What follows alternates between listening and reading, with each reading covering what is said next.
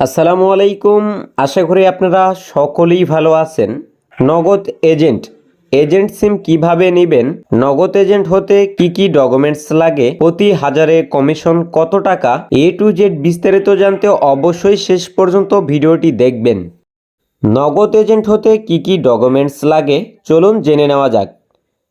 আপনার জাতীয় পরিচয়পত্র NID কার্ডের ফটোকপি, 1 কপি পাসপোর্ট সাইজ ছবি, দোকানের ট্রেড লাইসেন্সের ফটোকপি, মোবাইল নাম্বার হিসেবে নতুন অথবা পুরাতন এমন একটি সিমের নাম্বার প্রয়োজন যে নাম্বারে আগে কখনো নগদ অ্যাকাউন্ট খোলা হয় নাই।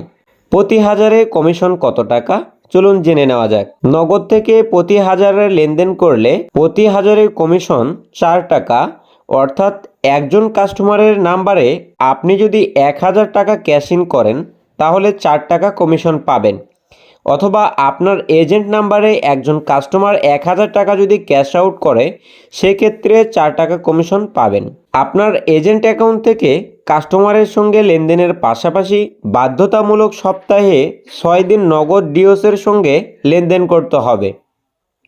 আপনার অ্যাকাউন্টে ব্যালেন্স যদি বেশি থাকে সেক্ষেত্রে আপনি এজেন্ট অ্যাকাউন্ট থেকে B2B ট্রান্সফার অপশান থেকে ব্যালেন্স ট্রান্সফার করে ডিওসের কাছ থেকে টাকা বুঝে নেবেন।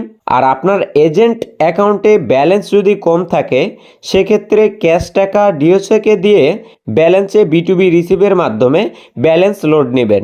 B2B লেনদেনের জন্য আপনাকে নির্ধারিত একটি অ্যামাউন্ট সিলেক্ট করে দেওয়া হবে, সে পরিমাণ টাকা আপনাকে প্রতিদিনই কোম্পানির ডিওসের সঙ্গে লেনদেন করতে হবে। চলুন এখন জেনে নেওয়া যাক নগদ এজেন্ট কিভাবে নেবেন। নগদ এজেন্ট নেওয়ার জন্য আপনার নিকটস্থ ডিস্ট্রিবিউটর এরিয়া ম্যানেজারের সঙ্গে যোগাযোগ করবেন, অথবা আপনার বিজনেস প্রতিষ্ঠানের পার্শ্বের নগদ উদ্যোক্তা বা নগদ এজেন্টের সঙ্গে নগদ কোম্পানির ডিওসের লেনদেন করে সেই ডিওসের নাম্বারটি সংগ্রহ করে ডিওসের সঙ্গে আপনি এজেন্ট সিম নেওয়ার ব্যাপারে কথা বলবেন।